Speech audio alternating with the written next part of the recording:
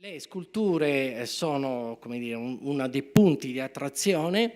Il sistema di promozione ci sta restituendo ancora un'onda lunga di interesse su queste sculture, però abbiamo altro. Questa è la famosa collana Fenicio Punica, che è straordinariamente importante, trovata al collo di una donna insieme ad uno specchio in bronzo, anche quello di grande levatura tecnica. E poi non ci basta, dal 2017, in questi ultimi 2 anni, abbiamo dato una spinta molto grossa al museo, proprio rinnovando il sistema di comunicazione per quanto c'è possibile. Vorrei ricordare che sono 4 piani, mediamente 300 metri quadri a piano, abbiamo una serie di problemi tecnici, strutturali. È un museo che è stato aperto nei primi anni 90 e incomincia a subire tutti gli aspetti tecnologici, per esempio, da modificare. Quindi dicevo, abbiamo però pensato di rinnovare la nostra offerta museale continuamente. Questo che vedete si chiama Didart, è un progetto che peraltro personalmente realizzato, progettato. Come vedete ci sono dei conci, sono in materiale leggero, sufficientemente leggero per non far male, sufficientemente pesante per poter essere collocato. Questo strumento serve ad una utenza estremamente larga. Voi pensate che lo offriamo ai ragazzini degli elementari sino all'università.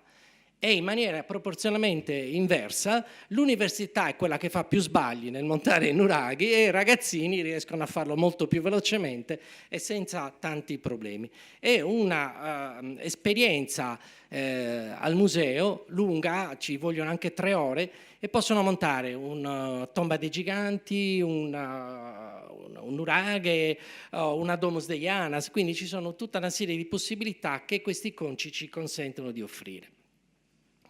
Nel 2018 abbiamo inaugurato la mostra su Efisio.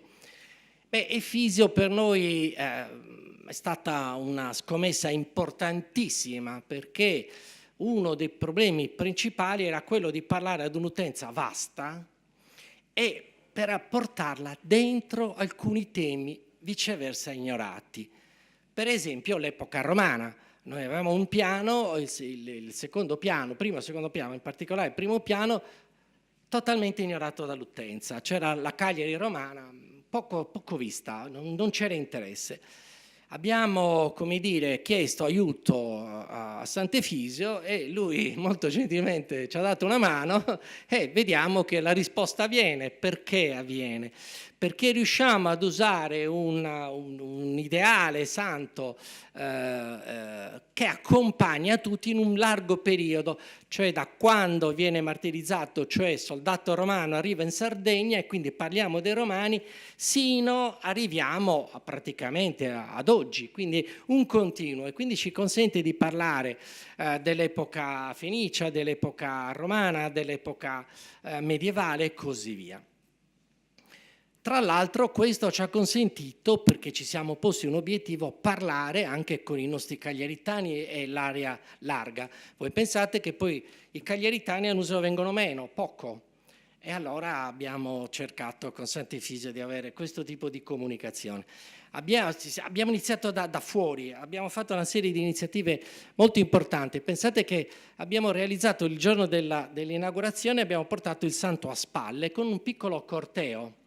Bene, i visitatori si commuovevano, cioè abbiamo visto le lacrime su questo Efisio glorioso. Per noi un'occasione, una volta, al museo i nostri visitatori e raccontare loro dei nostri beni archeologici. La scommessa ha vinta, come vedete siamo riusciti anche ad ottenere il marchio europeo sull'anno del patrimonio, quindi la mostra ha avuto anche questo riconoscimento. E questo che vedete sono gli allestimenti interni, cioè avevamo degli elementi architettonici e questi sono i confraterni che salgono per andare a trovare il sindaco di Cagliari perché il voto possa essere sciolto secondo le regole. Ma per noi è un momento solo di comunicazione visiva ed invitare il pubblico a salire i piani. Abbiamo usato un sistema di contaminazione, quindi abbiamo pensato che parlare di Efisio, parlare di tradizione ci consentiva di fare una mostra antropologica archeologica o archeologica antropologica, cambia poco. Devo dire che questo è stato molto apprezzato, soprattutto dai turisti, che in un'unica occasione vede molto di più e incomincia meglio ad interpretare i vari periodi storici. Paradossalmente a Cagliari non esiste un museo delle tradizioni del costume, non vogliamo togliere nulla a Nuoro, al merito di Nuoro, però Cagliari, 180 km da Nuoro, non ha nulla in tal senso. Quindi è stata un'occasione, una sorpresa per chi viene a rivisitare il museo. Altri aspetti, la partecipazione dei ragazzini. Monumenti Aperti è stato un momento importante perché io ho scelto, è già il secondo anno che scelgo che a fare le visite guidate siano i ragazzini degli elementari. La fanno in italiano e la fanno in inglese, sono straordinari, emotivamente molto partecipi, e questa è una delle bambine che segue la scena. In questo caso addirittura c'è stata una piccola rappresentazione teatrale dove Efisio, martirizzato appunto dall'uomo romano immaginato in Druso, voi pensate che questa scultura di Druso al nostro museo mai nessuno la fotografava, cioè neanche la vedevano. Siamo riusciti a dargli un'attenzione straordinaria e quindi finalmente possiamo parlare anche di archeologia romana, ed è stato Efisio che ci ha fatto da tramite. Questo è il giorno appunto di Monumenti Aperti, dove i ragazzini, persino in costume o in abito della tradizione, anche loro hanno incominciato a fare da ciceroni all'interno del museo e quindi a raccontare. Questa è la Cagliari romana in particolare. Abbiamo usato all'interno del racconto, per esempio abbiamo fatto parlare Sant'Efisio in prima persona e questo ha aiutato molto i visitatori a orientarsi, quindi a capire meglio il museo. Quindi Sant'Efisio per noi è stato un tramite ed è un tramite che ancora sta funzionando molto bene. Stiamo accompagnando tutti i giovedì delle conferenze con i migliori autori che abbiamo, ricercatori, eccetera, ed è l'occasione per parlare e approfondire i temi senza annoiare. Abbiamo sempre un nostro pubblico ormai fedelissimo, per cui riusciamo a soddisfare anche queste esigenze di approfondimento. Abbiamo fatto un esperimento, abbiamo fatto una notte dell'archeologia virtuale, abbiamo avuto Nora ricostruita interamente, o quasi, e quindi abbiamo fatto fare un percorso di realtà virtuale dentro Nora. Cioè, tra virgolette, in meno di 10 minuti abbiamo avuto 300 persone che si affacciavano e che volevano provare i nostri occhialini 3D. Avremmo dovuto avere almeno 30 occhialini 3D, ma l'investimento non è proprio facile. Il museo si è riempito, quindi il museo incomincia a dare ancora più servizi, cominciamo ad aumentare la presenza di utenti, ricominciamo ad avere una continuità di frequentazione nel museo, e quindi se già nell'elenco che è stato presentato stamattina eravamo primi, un più AA ancora, grazie. Giuseppe, ti ringrazio quando lo vorrai mettere, perché ovviamente stiamo migliorando ancora. E qui lascio un attimo il mio museo, ribadisco, faccio solo una evidenziazione. I musei hanno bisogno di management.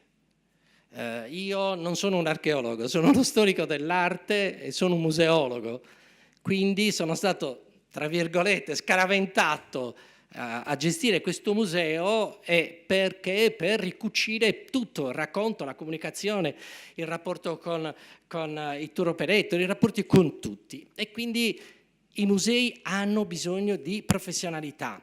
Non ci serve, senza nulla togliere, l'archeologo super specializzato. Ci serve chi sa gestire il museo. Il museo è una macchina complessa, abbiamo 50 persone da gestire. Il giorno dopo di Sant'Efisio sono arrivate 1800 persone in un amen, vanno assistite, vanno curate, gli vanno lasciati i servizi igienici puliti, sembra una banalità, ma anche questo è da mettere nel conto. Quindi il suggerimento anche per i musei di enti locali è di incominciare a fornirsi di management più forte, capace di interloquire, e capace di interloquire per esempio anche con il polo museale. A tale proposito MUST 2. Allora, Musto è un progetto promosso dalla nostra Direzione Generale Musei ed è un patrimonio e sviluppo locale praticamente, cioè l'esigenza, il nostro Ministero sente l'esigenza obbligata ormai di dialogare bene con il territorio e di provare a dare al sistema dell'offerta museale un minimo di ordine. Si parla di standard, la nostra regione non è stata così indietro, la legge 14/2006 già proponeva questo livello di standard, il nostro Ministero dice cominciamo ad accettare quelli, così non sbagliamo, poi vediamo. È chiaro che è un problema molto forte rapportarci con il turismo. Questi dati sono stati curati dal dottor Stefano Renoldi, che è anche qui presente, lo ringrazio personalmente perché ha fatto un lavoro enorme che ci è stato richiesto proprio dal Ministero, e sono alcuni dati di carattere generale, poi gli esperti di dati potrebbero dire ma no, c'è una virgola, insomma, però la sostanza cambia poco. In Sardegna abbiamo 2.900.000.000 di arrivi e 13 milioni e mezza di presenze. È una condizione complessa perché tutto questo si organizza in uno stretto periodo di tempo, 2-3 mesi. E questo chiaramente crea problemi di gestione, di erogazione di servizi, di mostre, di organizzazione di qualunque cosa. È interessante vedere solo l'ultimo capoverso, cioè le motivazioni marino-balneari giustificano il 75% dei flussi, quella culturale in Sardegna 5%. È bassa, certo, è bassa perché l'offerta sino ad oggi non è stata coerente, ma frazionata e quindi non riesce a incidere in maniera significativa. Questo è il grafico che ci racconta e ci fa vedere com'è stretto l'appice degli arrivi o delle presenze. Troppo stretta, bisognerebbe provare ad allargare. Siamo convinti che l'offerta museale può positivamente concorrere ad un allargamento di questo periodo. Vorremmo anche noi trovare delle interlocuzioni, come diceva Joseph, molto serie, capaci di dialogare e di capire cosa possiamo fare insieme. In Sardegna, questo è un dato ISTAT, vi posso dare un dato più aggiornato, comunque 248 musei, in realtà tra musei aperti, musei possibili, musei non so cosa, sono 370. Alcuni di questi li ho vissuti come professionista, cioè sono 15 anni che si cerca di aprirli, 15 anni. Perché? Perché ancora una volta non operano in termini di management, ma pensano che la sola ricerca scientifica, che il solo apprezzamento del pezzo, stamattina si diceva con la C maiuscola, quindi con la cultura con la C maiuscola, risolva un problema che è puramente di organizzazione, che è puramente di gestione, che è puramente di programmazione e di spendita. Quindi noi siamo in ritardo fortissimo con queste realtà. Gli istituti, questo è invece un dato interessante sul quale ragionare, parliamo sempre della Sardegna. Quindi noi abbiamo 1.700.000 visitatori, cioè non è poco, è migliorabile, ma non sono pochi da questo punto di vista.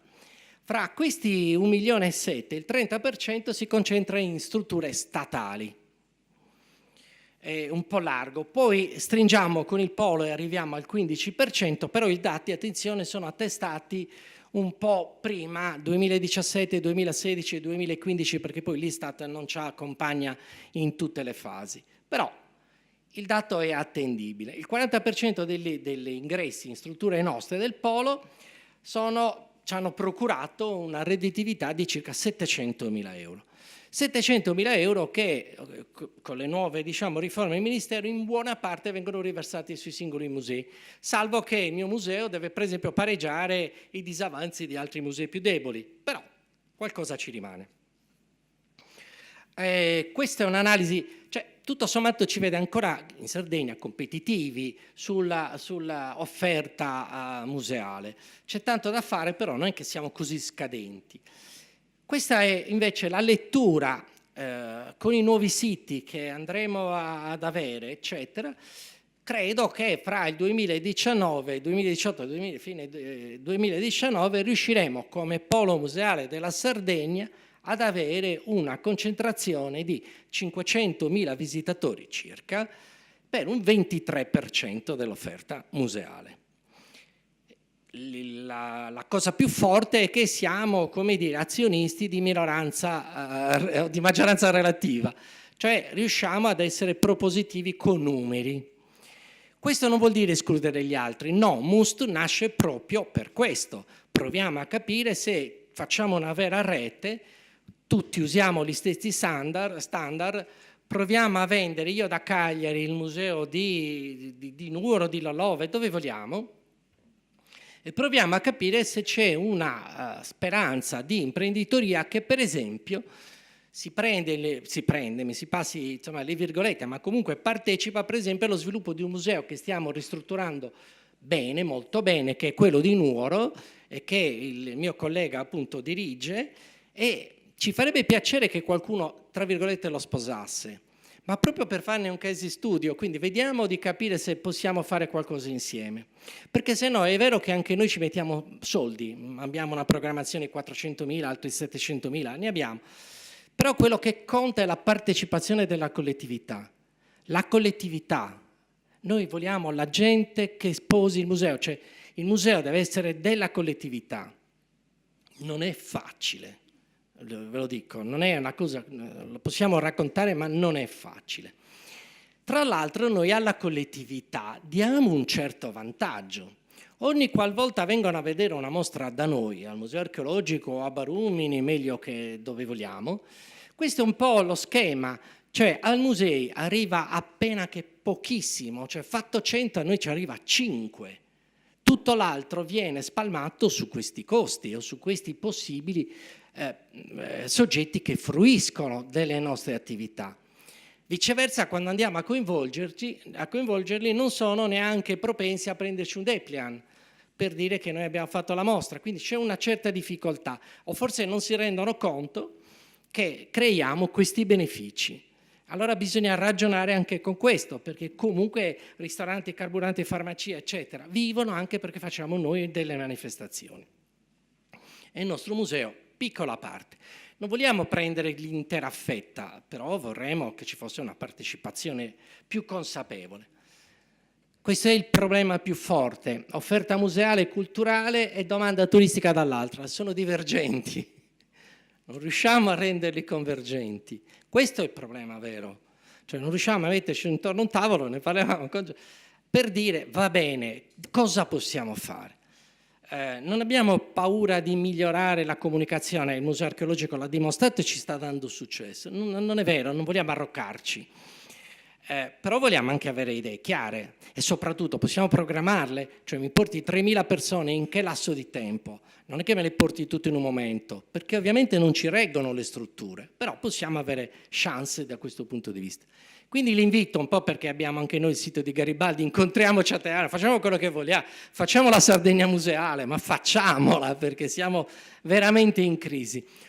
Mi auguro che quello che era un pensiero di Tarquinio Ossini sui turisti e su quegli stranieri che arrivavano in Sardegna non sia ancora oggi questo attuale, certamente lui la rappresentava in maniera molto divertita, molto critica se vogliamo, e quindi però ce ne dà una testimonianza assolutamente interessante, e quindi diciamo che insistiamo anche come polo museale che turismo, offerta culturale e territorio debbano dialogare.